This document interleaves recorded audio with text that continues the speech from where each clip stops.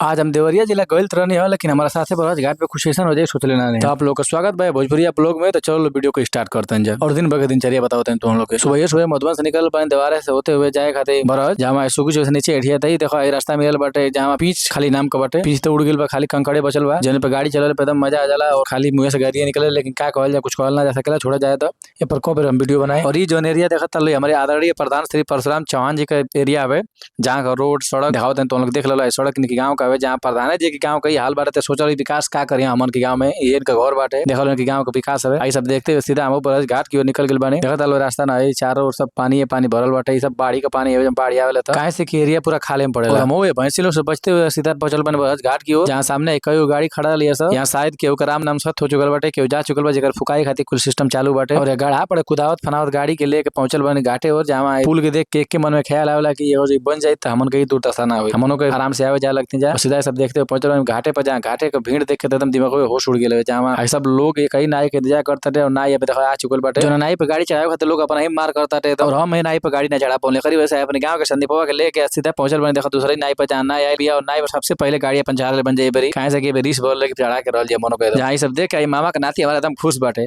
आई जो देखता जितना बटालियन लोग सब बटालियन हमारे गांव का जो नाइल बेलो शहरा चढ़ावे आई गाड़ी पे एकदम रेडी होल बन जाए। दोस्ते के हाय बाय कर के सीधे निकल के बन जाए जहाँ है बरहज की गलियों से होते हुए निकल के लिए कपरवार रोड पर। कपरवार रोड से आगे निकल के बेल डाट बारा होते हुए सीधा पहुंचल बन भिखमपुरा गांव की तरफ, जहाँ का रोड देख सकते हो। इधर का ये पार का रोड कितना बढ़िया बाटे, सुंदर बाटे। और हमन के गाँव का रोड बाटे जहाँ है भिखमपुरा पोखरा पड़े होते हुए सीधा पहुंचल बन अपनी भाभी के नहीं। और जहाँ उनका भतीजा अमन बाबू जो ले बना पालसर N160 जो ने हम राइड करे खातिर निकल गए बन लेके लपकानी स्कूले पड़े होते हुए एक राउंड मारे खातिर निकल गए गाड़ी के। और एक राउंड मार के लौटा था जहाँ रास्ते में लड़कन का छुट्टी हो गई स्कूल से कॉलोनी हरियर बाबू तो छिटा जी रोड पर। और ये भिखमपुरा गांव के पिछुआरे घूमत रहे पगडंडी रास्ता पे, जहाँ रास्ता एक नंबर कर। और फोन का गल बन बरहज बाजारी में, जहाँ बाजारी का ट्रैफिक देख एकदम दिमाग खराब हो गया। और बारी बामन बाबू कान छेदो लेके बेचारा के लड़की मन लेके शौक लाग गेल को हम कान छेदो आए ते बाबा से कहने छेद बाबा ते निकल ले अपने के 47 धाए धाए 2 राउंड मरला था होल हो गई। हमन बाबू एकदम शौक में पड़ गेल की का हमन के मन में हसता जे ना बाबा हमन के कुल का शौक नहीं बा, हम नहीं कराई। और फिर आ गेल नदी घाटे पे जहाँ घूमे के देखो नहाने की तैयारी चलते एकदम। गाड़ी बनल कुछ रील बना के सीधे आ गए पानी पूरी खाए, पानी पूरी खा के सीधे पहुंच गए फिर भिखमपुरा गाँव में।